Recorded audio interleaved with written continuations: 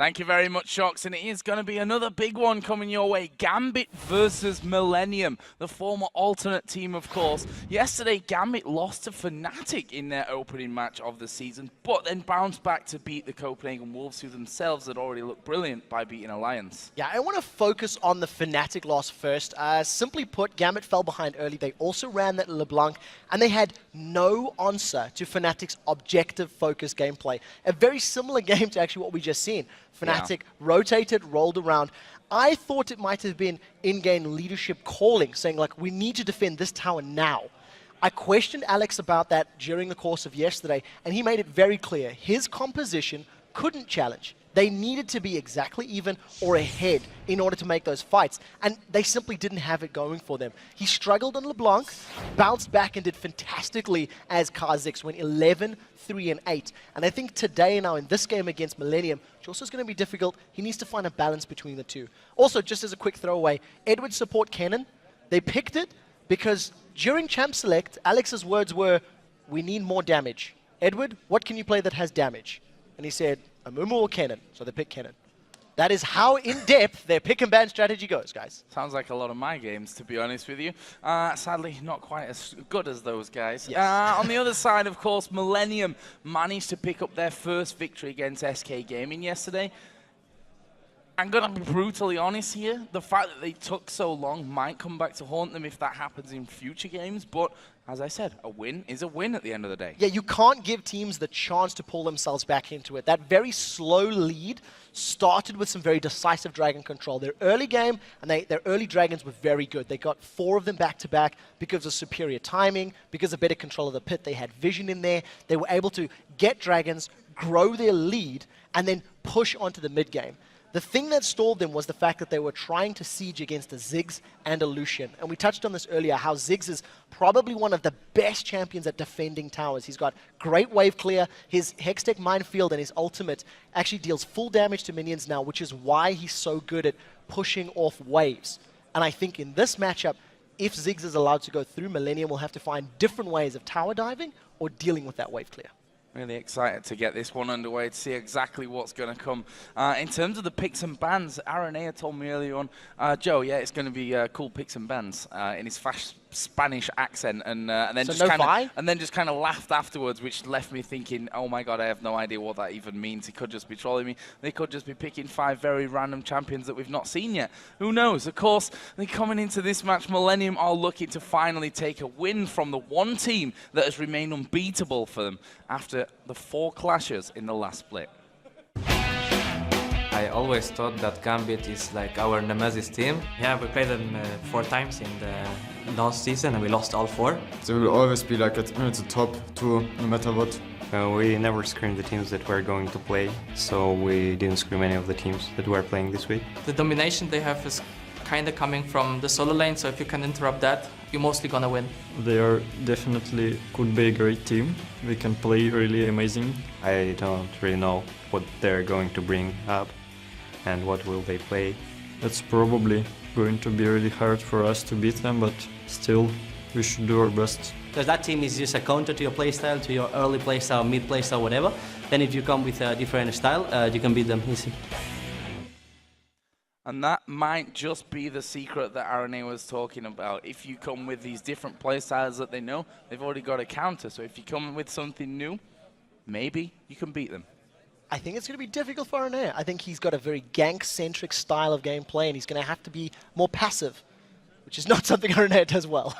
No, or be quiet, we've already noticed over the course of the last year as well. Let's check out the starting lineup, guys. Starting on the blue side with Millenium. They are, of course, Kevin in the top lane, Aranea in the jungle, Kerp in the mid lane, Creaton the AD carry, and J-Ree the support. And, of course, in their home colors, on the red side, it is the men in suits Gambit. Darian up top, Diamond in the jungle, Alex in the mid lane, in theory, with Genja and Edward as your AD carry and support. Well, we're going to look a little bit deeper into this game and feature the junglers, Aranea versus Diamond. Both of these players put up some mind-boggling numbers at Battle of the Atlantic, where they came out victorious for us here in Europe. Sadly, that didn't quite work out in the grand scheme of things, but we'll brush past that one. And yesterday, Aranea picked his default comfort pick with Vi, got them the win. Yeah, it's something that he keeps going to over and over. And Battle of the Atlantic, they managed to take down both CLG and XDG respectively in very, very convincing wins. It was something that we haven't seen that level of domination from EU to NA in a while. Yesterday, however, slightly different story. Diamond Prox went 5, 4, and 15 in his 2 games. RNA at 2, 3, and 12. Nowhere near as dominant. We've already touched on this already, that RNA, he likes to gank early. He really likes to drive momentum to his lanes and tries to get them snowballing because there's so much talent in there. But the problem is when he doesn't get them going, they struggle. And that's part of the reason that Millenium / Alternate didn't do so well in the summer split last year. If they didn't get going early, they had nowhere to go from that. They didn't have that comeback power and potential. And from Diamond's side, he's showed that old school Diamond Shyvana style when he had him in the jungle, counter jungling the entire time against Fnatic. In the end, that didn't quite work out, I think, the way that Gambit had foreseen that. But in Game 2, we returned to the old classic of Lee Sin. Yeah, so for Game 1, you know, he set the pace very much on the counter jungling. I feel that he forgot about ganking and pushing the lanes or put more emphasis on jungle control, and that could have helped them against Fnatic. The one thing that is definitely in a stark contrast between these two players is their champion pools. You know, Diamond Prox has played Jarvan, Evelynn, we saw him playing Karma, he likes to run Shyvana. On the other side, RNA has played Elise, Hecarim, Vi. So very different and, you know, win-loss records of varying numbers for both of these two. But I feel that in this matchup, Diamond Prox is actually stronger at counter jungling and he picks smarter ganks. However, his presence in lane is less felt than Aranea. So we'll have to see if Diamond is going to be able to react and counter gank Aranea, because that could be very key in disrupting the early game power of Millenium. The fact that RNA told me early on to expect some interesting choices, some different choices in this one, almost makes me cautious to ask what should we expect in this game, because from that you can almost say, well, what can we expect? He said in the video as well, you can't play an old play style against Gambit because they've got it all worked out. You need to bring something new to the table. So if that is the case, then I think the jungles that could sort of fit the mold, we could be seeing something maybe like a Xin Zhao, maybe like a Kha'Zix, something that's got pretty, well, Kha'Zix has got good wave clear, jungle clear, allows you to farm up a little bit more, maybe not being as readable. And I think if we are going to, you know, go along that way, it's going to come down to picks and bans. If Gambit throw a curveball and, you know, Millenium aren't ready for a particular champion being banned, they will default to their comfort picks like we often see. Well, let's have a look then. We're into Champion Select. First ban coming out instantly for Millenium is Evelynn. Just annoying to play against. A good Evelynn player these days, especially out of the jungle. Someone like Diamond, who himself, you know, even when Evelynn, you could argue, was maybe a bit weaker with the old vision, you know, still played him then. They're going to ban out Shyvana as well, and he banned out from Gambit's side of things. So Thresh is still available, and I know that, you know, J-Ree and Edward both play very, very good Threshers. Edward actually played Thresh yesterday. He played Kennen in the second game. So if Thresh gets through, I think that is definitely a pick they could go for. Edward has been talking about 3 different champions that he has available, 3 of these new picks. We've seen him play a Mumu Battle of the Atlantic. We've seen him play Kennen yesterday. So we can't say for certain that that bottom lane is going to default to those sort of picks, though. Kassadin was taken away there. What a surprise. Kassadin banned out again. On the other side, Kayle is becoming more, I almost hesitant to say more and more popular. It is ever so slightly more and more popular, and we've seen, you know, NIP are a victim of this, I guess we could say, from promotion, that when a Kayle gets to a certain point, he just nukes everything, including towers, and it means he can push very quickly. We know that Alex can play that very well. That's taken away. Final ban for Gambit here actually is going to be LeBlanc. Very good LeBlanc player, somehow with a trackball, but he is. It boggles my mind, and the reason I like the Kayle being removed there is the defensive power that that ultimate gives you. It's actually what allowed Copenhagen Wolves to beat Alliance. They were able to react very positively. With Mondo going through, the one thing we have missed is that Yasuo was available, as we've seen. I think that is not locked in just yet. Now, the interesting thing about Gambit is that both Darian and Alexich have actually been playing Yasuo in solo queue and spamming him.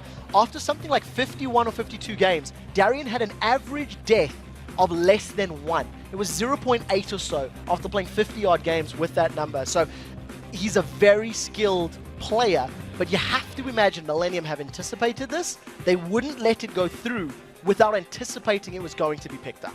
Unless they've made a bit of a grave error and totally forgot about him, which you just don't expect from these teams at this point of things. And actually, it's going to be switched away from, but I'm telling you guys, we can still expect that Yasuo if, looking into our research is anything to go by. Yeah. And, well, it will be actually there because you've just seen it picked up by Alternate. Other side, Jinx, Lee Sin. It wasn't locked in, sorry. So Not locked in. my monitor's a little bit wonky here. I can't quite tell if they're locked in without really going over there. But Teemo's not going to be picked by Millennium. I have to be honest. I do think Yasuo at some point is going to be picked. I know both of these teams are practicing them and playing that champion an extensive amount. Aranea, if he locks in this Vi, he flat out trolled you, Joe, I'm afraid, because that is going to be that Vi in the jungle. This is also a smart pick because it makes Gambit more hesitant to lock in Yasuo. Knowing that you've got a Leona that could follow in after the Vi means that that squishy assassin of Yasuo, who plays a very similar role to a Zed, can get very, very easily countered in mid to late game team fights. No, but Millennium might think about having a Yasuo in the team with a Vi there. Whether that knock up, we'll have to see about that one. Still some interesting questions to be answered. We are going to see Genji, of course, playing Jinx this time around, and we'll have Lee Sin with Diamond, who had a great game yesterday, actually, in that win, their first win of the season against the Copenhagen Wolves. Actually finished 3-1-13 with that, and really helped get Alex snowball in mid. And Kha'Zix is available here as well. If we know that Yasuo is a potential pick, you could go for something like a Kha'Zix. You have the ability to jump in, get involved. There's a lot of damage that can go down from both of the players. And it comes down to whoever gets help from their jungler more, or whoever gets more poke down early. And Darian, he's just once again gone with Warwick. And he wants to stay in that top lane, sustain for as long as possible. I really don't know how this is going to work because you've got great initiation from Vi, great initiation from Warwick, but Vi does it a little bit better. I wonder how many times you're going to... I'm going to try. It's hard to get rid of an old habit of calling him like that. Jay Ree is another one of the master support trolls when it comes to picking things up. He'll be flashing all the way through until the very last seconds of this one. And I'm also going to be mad at Aranea if he lied to me earlier and they just picked something standard here. I'm going to be a little bit nervous. We may not see Yasuo because of the threat of that Vi-Leona combination. I think if Gambit were to lock Yasuo in now, it would be a very confident pick because he could get locked down, or Jinx could get locked down by either one of those two. Gragas, if this gets locked in, can then disperse the rest of the Gambit team. I think that is a very, very good pick and ban phase here for Millennium. Kha'Zix is available if they want to go Assassin. Yasuo, the same thing. I'm almost expecting an Orianna here because it's a safe pick. You can put the shield onto that Vi, onto the target that is being targeted. You can put Command Protect on your teammate that is being dove by Vi, is the words I wanted to look for. And as I was saying that, they've locked in Riven. They've locked in Riven. So I'm actually, I said about the fact that Aranea said, we're going to be interesting picks in this one, blah, blah, blah, blah, blah, blah, blah. Actually, I think this is better for Millennium here. This is a strong lineup of champions. They've got comfort champions, I think, pretty much across the board. And that leaves them maybe in a better position than trying something risky against Gambit. Gambit are the ones trying something risky here. They've got a different composition. They've got a very sort of chase-heavy comp. Lots of mobility with Lee, with Warwick, with Riven. They can chase down target after target on the condition that Leona Vi Engage does not kill one of their damage-dealing characters. Gambit have got, I think, more options to win team fights. And it's going to be an interesting sustained battle between the Dr. Mondo and the Warwick in that top lane if they go toe-to-toe, because they've both got such innate ability to stay alive. Interesting is the word you use for that one. Yes. Interesting in non-interesting terms. We'll have to see. Who knows? Darian has got a lot of swag and might just go for the kills. We're not quite sure about that one. Guys, let's have a look who you at home think are going to win this game. And I can tell you again, it's a big amount of you that think that one team's going to win. 85% of you have voted that Gambit are going to take down Millennium.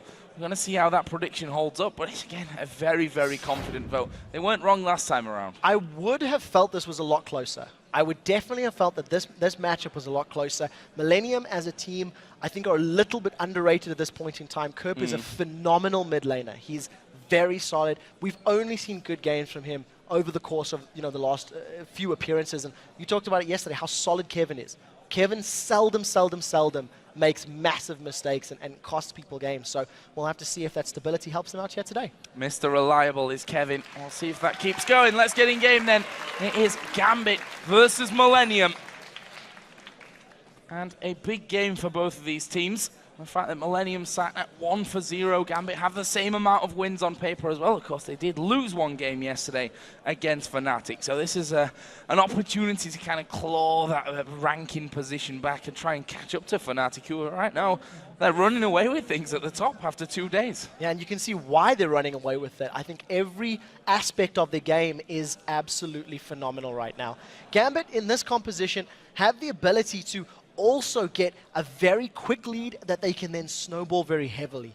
Riven, Jinx, and Lee Sin can scale very, very quickly in the early stages of the game, and they've got a great power spike, you know, in the sort of 12 to 20 minute mark. If they can start roaming, getting some towers down, because of all the mobility, it allows them to pick up kills and objectives with great ease. So what's going to happen here at level 1? It was Fnatic actually that were tried a little bit funkiness in that level 1 earlier on.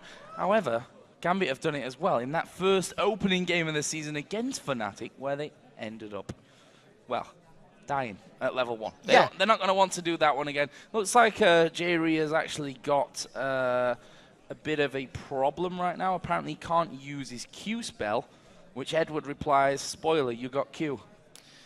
Well, we'll see how this works out. The admins are, of course, looking into this one, trying to see if there are problems. The one thing that I am interested to see is how well Gambit play now today, fresh on the first game. Gambit as a team have traditionally not started very quickly. You know, they tend to fall a little bit behind in the early stages of tournaments and in games, and they pick it back up as the tournament goes forward.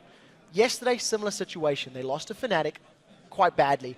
And when we interviewed Alex after the victory against Copenhagen Wolves, he broke down, you know, we said, how did you lose? 2.5 minutes later, he broke down every single individual thing. This went wrong, that we didn't do this, we didn't do that. So as a team, they've definitely gone backstage, talked about it, broken it down, and analyzed what not to do for future matches. Just a quick update. It's actually Kevin who couldn't use his Q. Obviously, he's playing Dr. Mundo. Might be crucial to be able to throw your Q out as Dr. Mundo. He's just had a bit of restart, so he will be back in the game here just shortly, hopefully. That was just a little bit of an issue, not actually his Q key or something on his keyboard that's not working anymore. The one thing I do want to talk about these compositions is that I prefer Gambit's champions for skirmishes. I think they'll do much better in 2v2s, 3v3s if they go for a split push game, if they roaming around the map. The moment we get into bigger 5v5s, I think that Millenium's composition has got a clearer engage, has got better disengage. I think they do all of the factors that can help you win team fights, in, out, run away, damage, slightly better. Because for Gambit, it's all down to Riven, Warwick, and Lee Sin, you know, wreaking havoc with Jinx from the backline. His Warwick games, actually, just to statistically talk about them, ones against the Wolves yesterday, 4-1-10, he ended up with that one. You know, was in the later game used to lock people down most of the time and to chase, of course, at the end. Against XDG at Battle of the Atlantic, 4-3-10, he ended up with that one. So same amount of kills, same amount of assists over both of those games. We'll see how he goes up here against Mr. Reliable Kevin on Mundo. Yeah, well, we'll see how that matchup plays out. As we said, interesting is the phrase we're going to go with for this matchup. Whether or not that turns out to be true will be determined, as we do see Edward and Jerry just really just showing a little bit of force, saying we've got our trinkets as well, getting some vision. No invades from either of these teams. And once again, we are going to see those straight head-to-head matchups. Our solo laners up top and our duo laners down bottom. Yeah, I've seen most of this one. Important for the duo laners to be roughly at the same time there to this bottom lane, just to make sure they don't lose out on that race to level 2, which, you know, with someone like Leona can be very important for you. Yeah, that is definitely the case, especially once they race to get those skills available. The all-in potential in the lower levels is determined by whoever pulls the trigger first and lands that CC. Ironically, as we're talking about bottom lane, it's actually Kerp and Alex that trade some damage back and forth at level 1. Gragas can actually do pretty well once he starts to get that attack damage buff of his Drunken Rage, so got to be a little bit wary of that. Yeah, we'll see if Alex decides to go aggressive once he starts to level up here a little bit. Kerp keeping his distance right now, and there is Alex going in once again.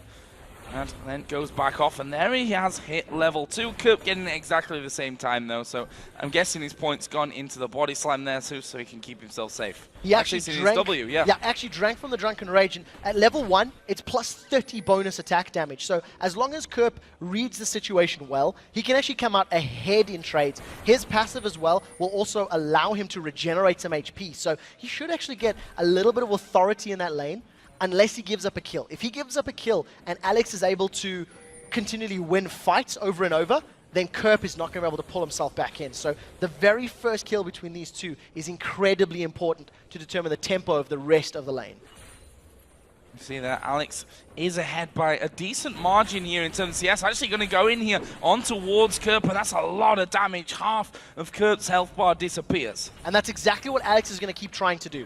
Whenever you play Riven, you have to continually get in your face. And yesterday, Alex was doing that with LeBlanc against Pekez Oriana. He kept control of the lane. He had superior farm. Right now, the two junglers of our featured matchup, they're running toe-to-toe.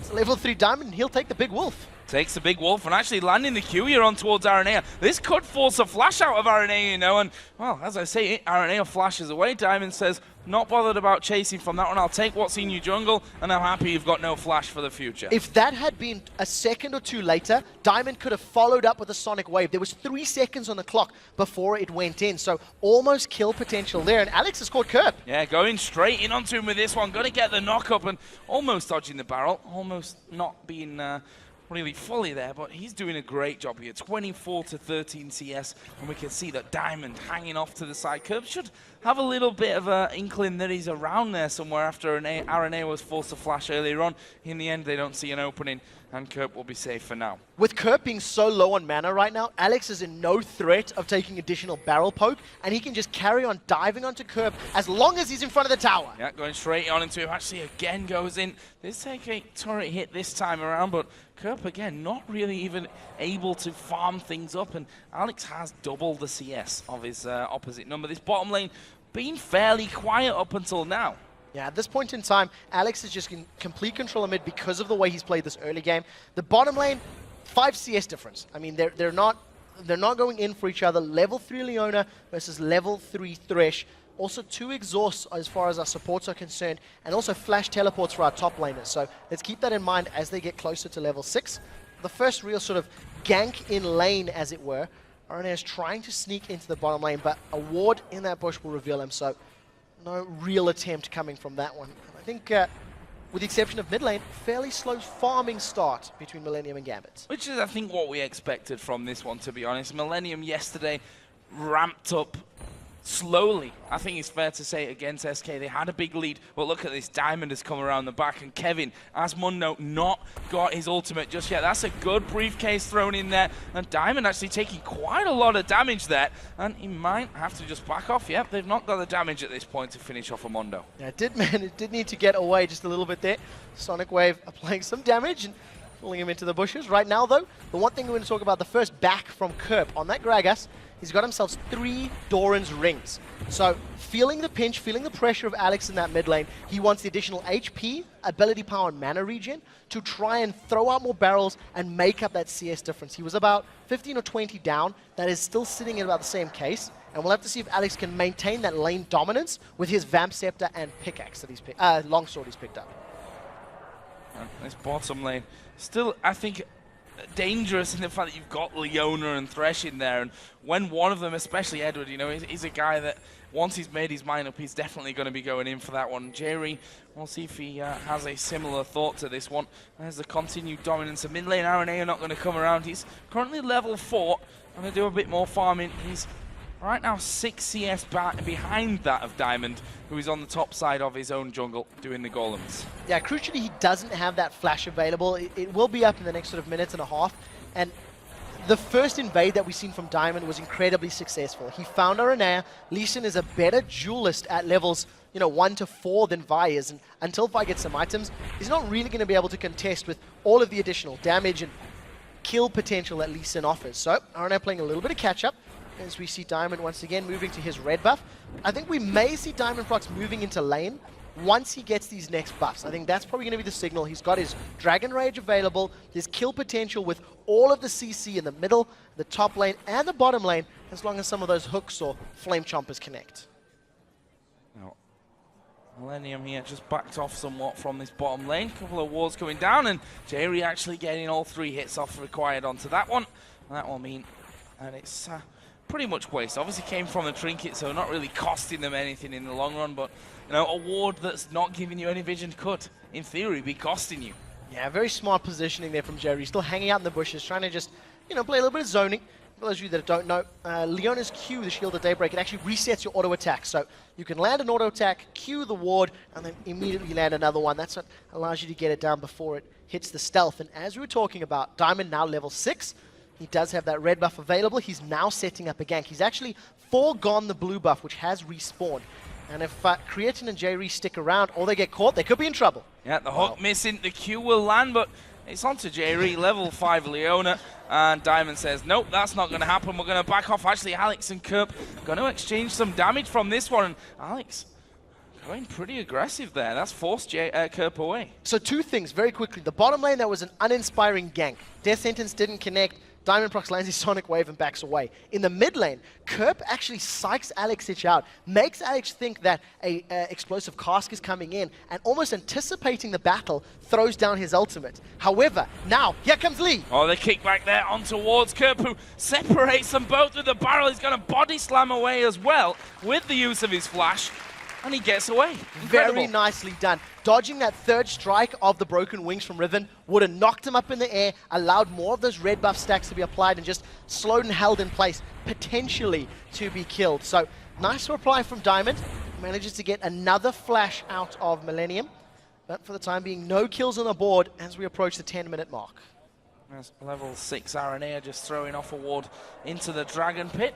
And we're almost at 10 minutes here. It's usually the kind of time where Gambit are already thinking about going towards Dragon, but also you might argue a time where Gambit have maybe already got something on the board to allow those Dragon plays to come in, and right now it's pretty damn even across the board. Yeah, I think because we've got the straight head-to-head matchups of the 2v2s and 1v1s, etc., it slows down your laning phase. It extends it quite naturally because you're trading. You can see Millennium's tower has barely been touched, as is a very similar situation for the Gambit squad.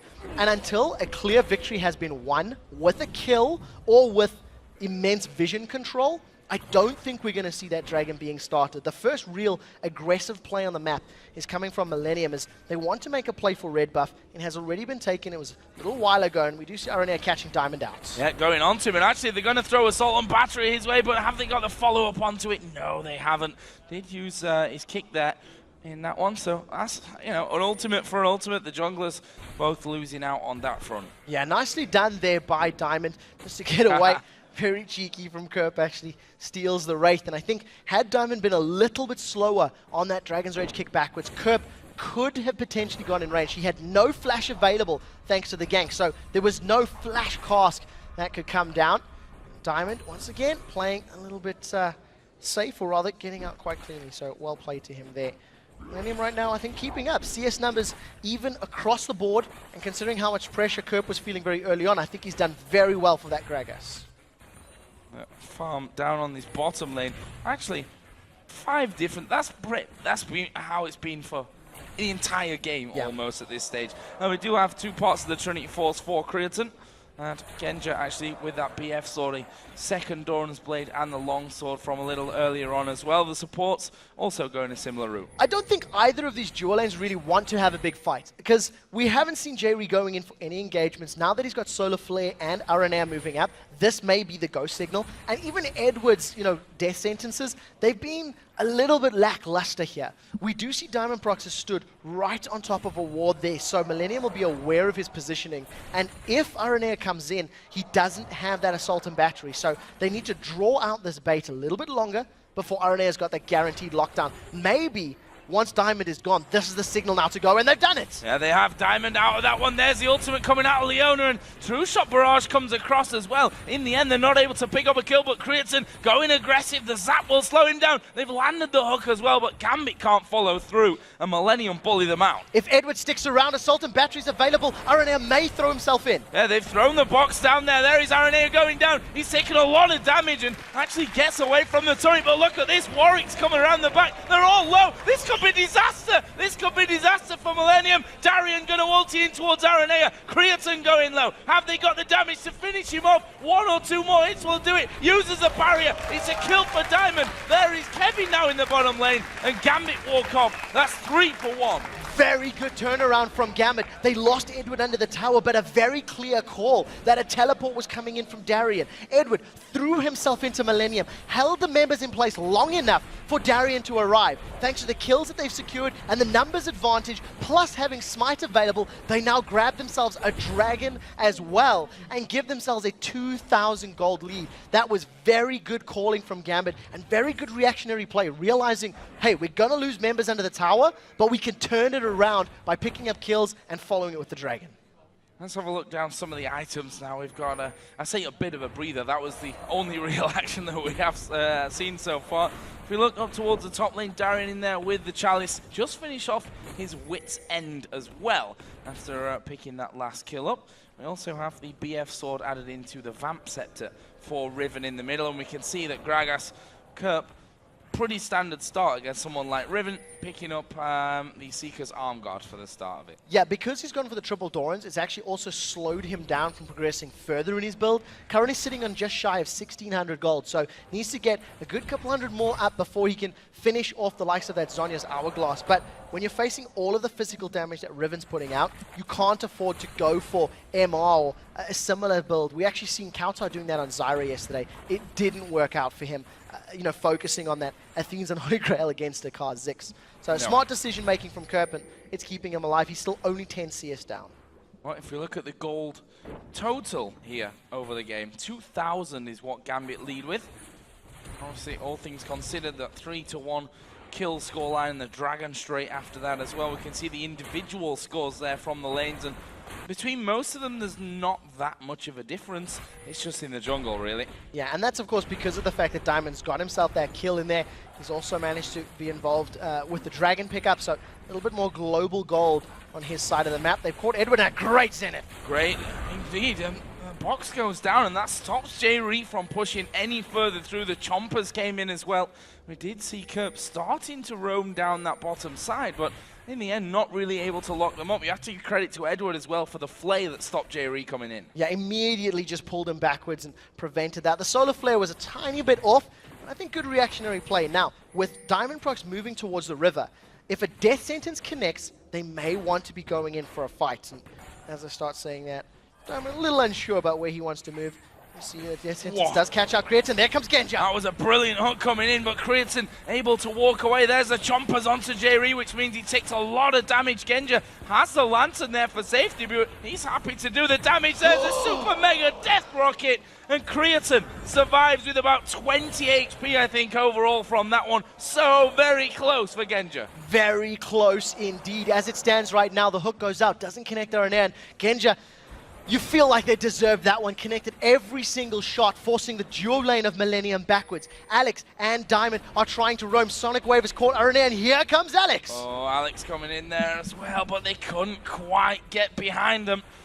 And get that kick on there. That's what Diamond was looking for. Throw one back into the team. Millenium have replied by coming over to this bottom side. I think Gambit might want to be heading away from this one. There's a barrel. It locks down two of them. Edward's a dead man. Kurt gets that. Assault and battery goes all the way through the wall. There's a solar flare as well. Genja's not getting out of this one. That will be Arenea's kill. And Millenium turn it around just like that. Very good turnaround, but that is a mistake from Gambit. They dove for the kills. Got me super excited that they were going to go for the fight, and Alex backed away. Unfortunately, the rest of the team did not respond as quickly. As such, they lose 2 kills. Alex has dealt a lot of damage on the mid lane tower, but has been unable to secure it. And the first tower of the game should, in fact, be falling as Millenium try to shove this one down. They're actually denying CS here from Gambit's dual lane. It will eventually fall victim. So a very good reactionary play to Gambit's overextension.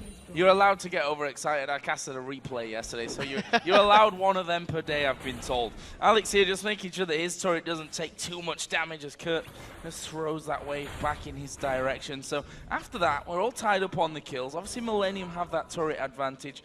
Gold's, yeah, it's been brought back here to about 1,000 between them. We've got the Dragon coming up in less than 2 minutes. That's our next big fight point, surely. Now, yesterday, Millenium had great Dragon control against SK Gaming. In this matchup, they were unable to secure the first one because, of course, they lost the fight.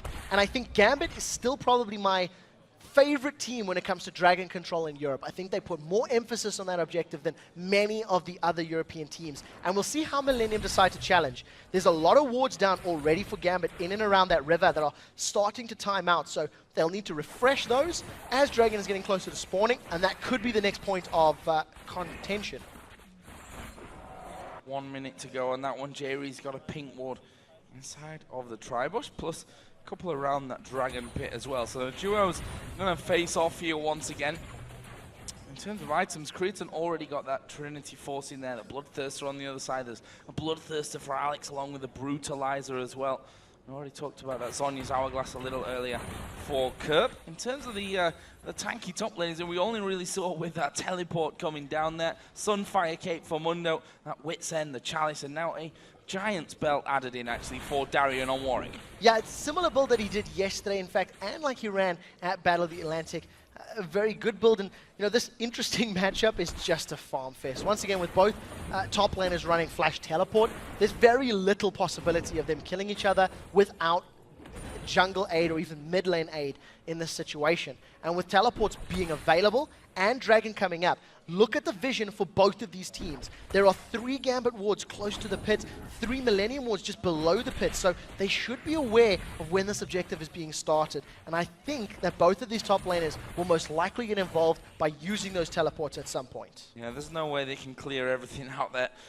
2 sweeping lenses to 1 actually. Millenium with 2 on their side. Both supports actually got it. It's Aranea that makes the difference on that front of things, and that will allow them to clear a little bit out.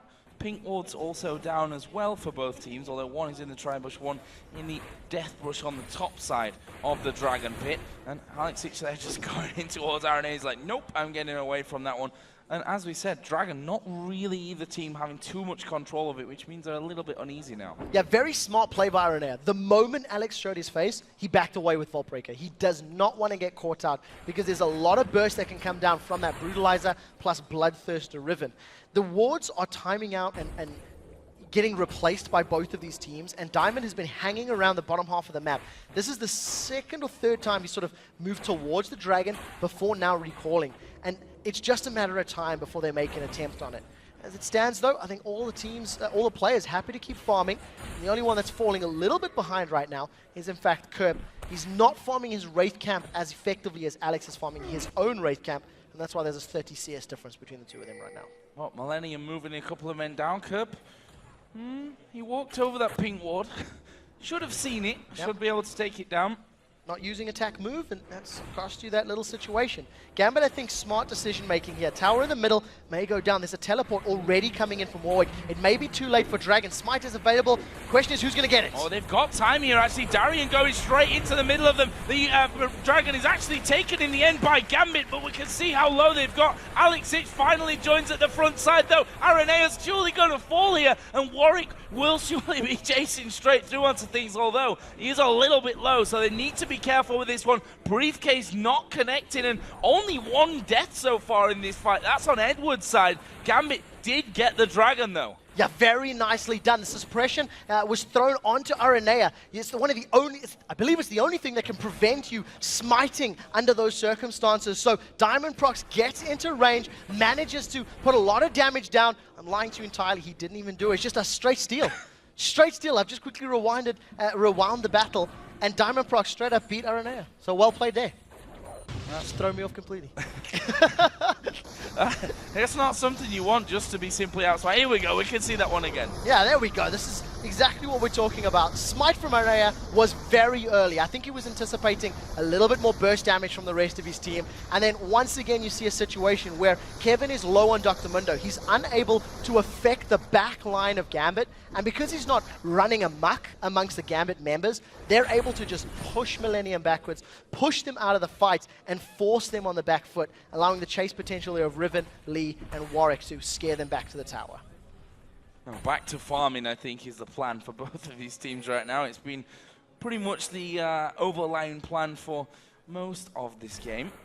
2,500 gold lead that Gambit have right now certainly will start to show for them. CS lead in the mid lane is quite big, and they are going to go in here, but I'm not sure that Alex will fall to this one. There's a lot to throw it in there, a lot of CC. The barrel comes in, Alex knocked around all over the place, and it's hard to escape from that one. It's incredibly difficult. Fact of the matter is, that actually took a very long time. You know, they had to commit a lot of time, every single individual resource to that one, and it ended up costing them. Now, Aranea and Kerp still wanting to fight with Darien and Diamond. They got to be careful because neither of them have the ultimates available. So if they were to get CC'd, with the aid of Edward, it may have been enough to get the kills. And I think that's worrying for Millenium. I think if they have to commit that much time and that many resources to killing Alex, these next team fights could go very differently. Now, once again, Aranea is throwing himself at Darien. Oh, that's a great vault breaker coming in onto him, but actually Darien doesn't really care and just hungering strikes his way back. Yeah, going to use that passive, keeps healing up. Now he's going to fight. It is going to fight things. Kevin actually popping his ultimate, kind of walking in, walking out. What shall I do? I'm not quite so sure. And that's obviously going to regen him up greatly in this one. So he's not really in danger of going down. In fact, it'll probably just reset this into, well, that top lane match that we've been seeing all along. Yeah, look at those heals. The damage from Hungering Strike is percentage HP damage. It's 16% of the target's maximum HP. So if he's hitting Kevin, who's got a Sunfire Cape and a Giant's Belt, that is a massive amount of HP. It actually heals him for 80% of the damage dealt. And all of his auto attacks, every time he hits a minion or monster or champion, he's getting health back from those as well. So it's so difficult to push a Warwick out of lane. I want to see how it transitions now as this game goes forward, because the suppression is going to allow him to lock down Ezreal, who's one of the slipperiest AD carries. So as long as Alexich can follow the suppression dive, I think Creatine's going to be in trouble in these upcoming fights.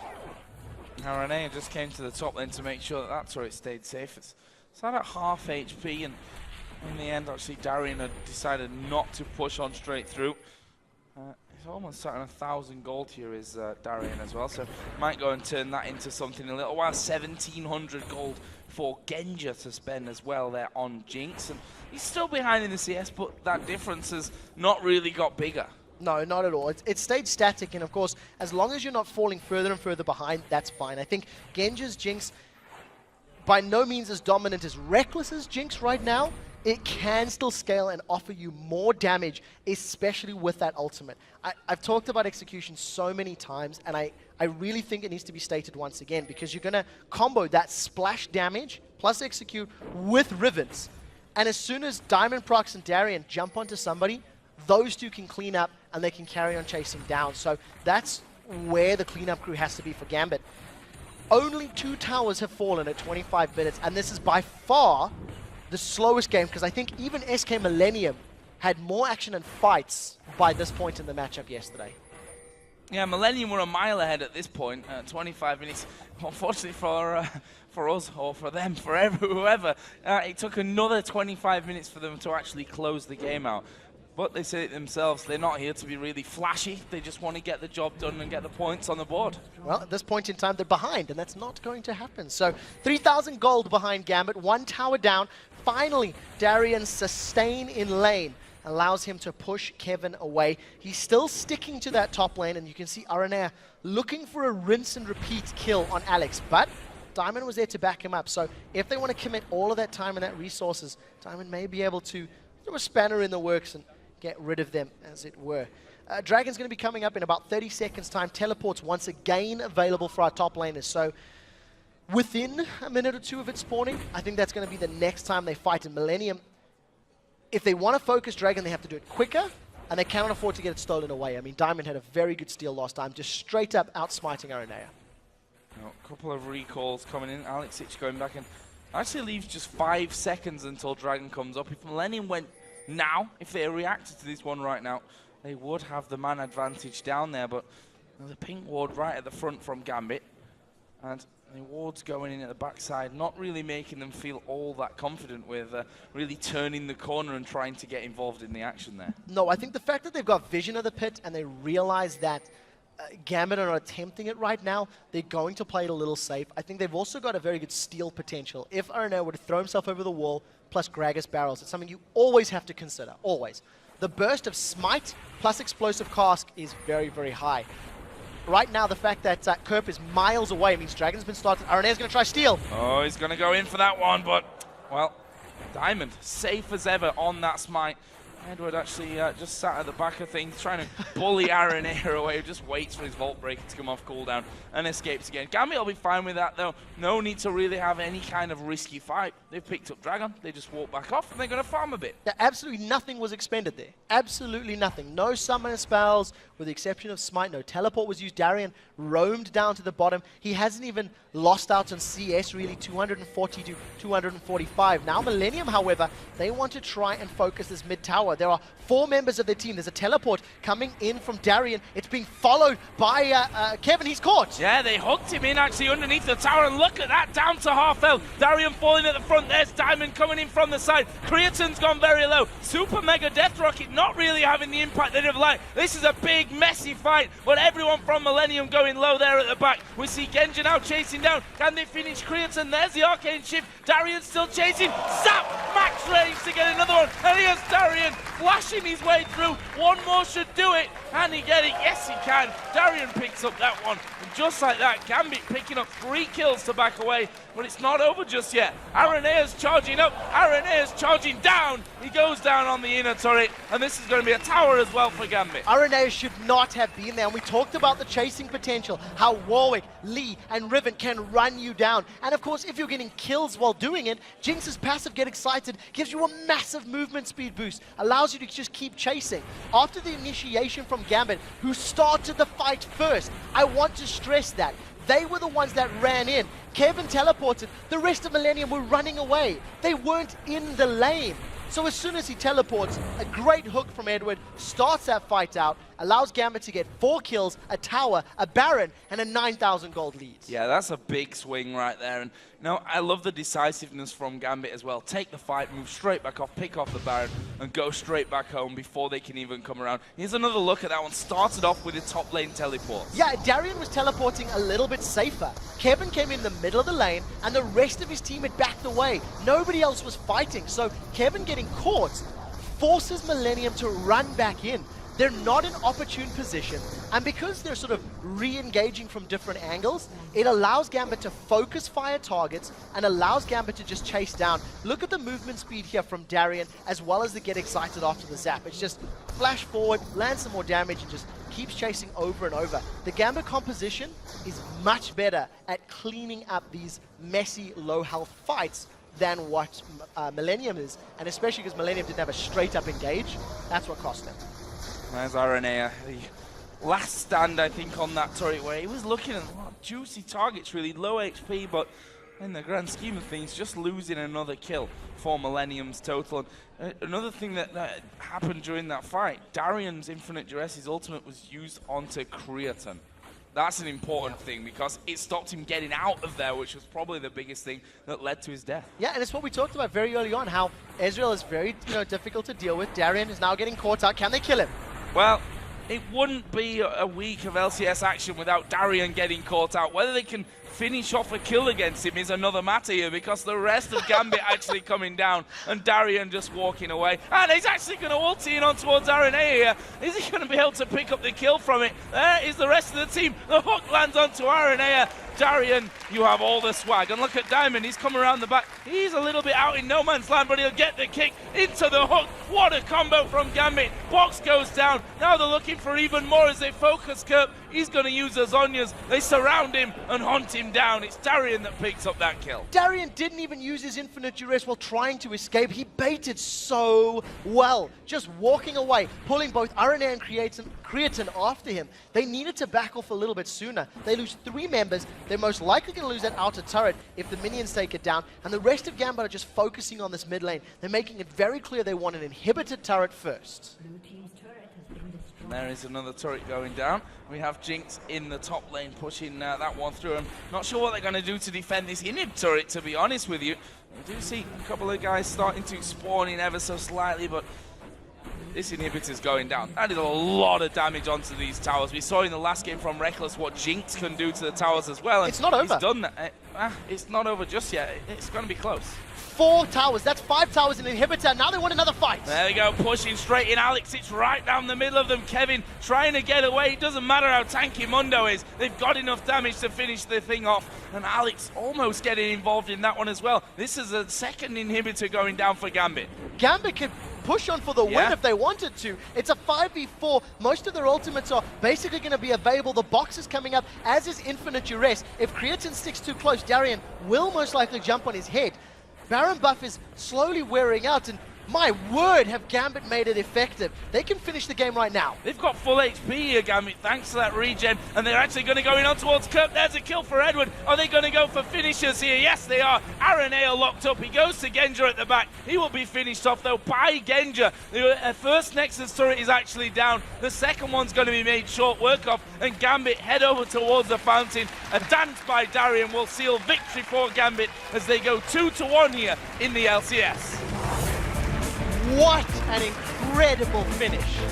After the slow pace of that game and how even it was for just how long that game took, the moment that Darren was able to bait out Creatine and Aranea, they were able to just turn it on. The decisiveness to move across the map, let minions take bottom turret, they push middle, Genja push top. I mean, phenomenal play coming out of Gambit.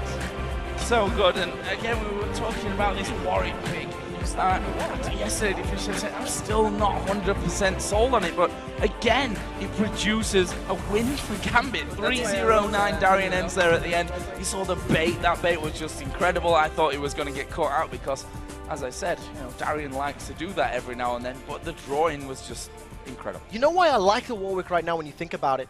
Is that when you compare him to the other tanks that deal sustained damage over time, the Shyvana, Dr. Mundo, etc., he can basically sustain through large portions of that sustained damage. Even if you have a Shyvana that builds Blade of the Ruined King, he can prioritize a little bit of armor, get himself up to like a Sunfire Cape, and just keep life-stealing his way through the damage. Then the chase potential plus the CC.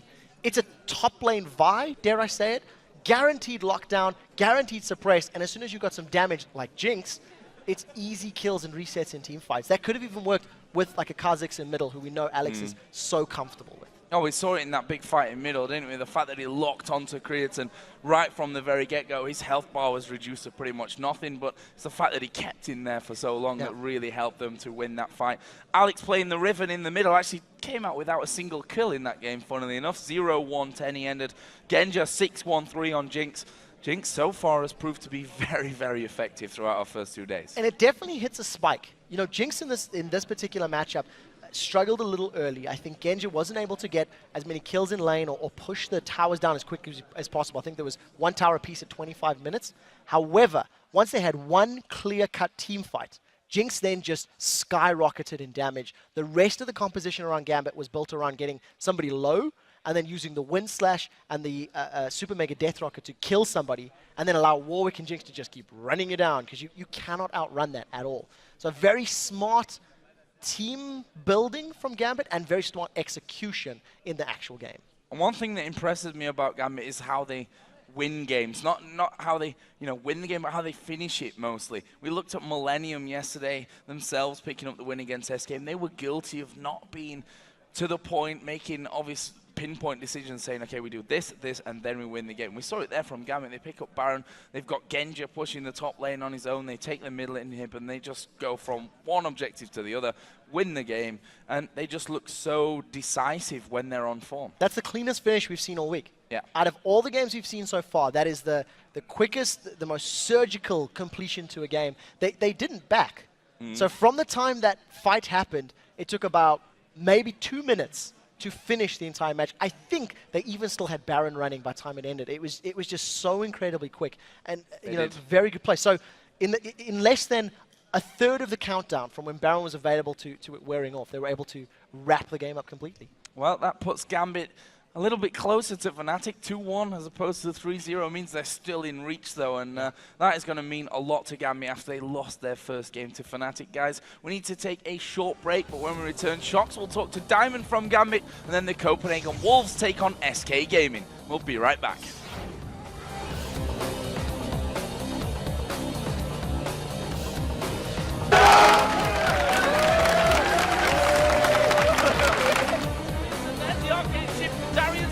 waiting. Zap! Max ready to get another one. And here's Darian flashing his way through. One more should do it. And he get it. Yes, he can.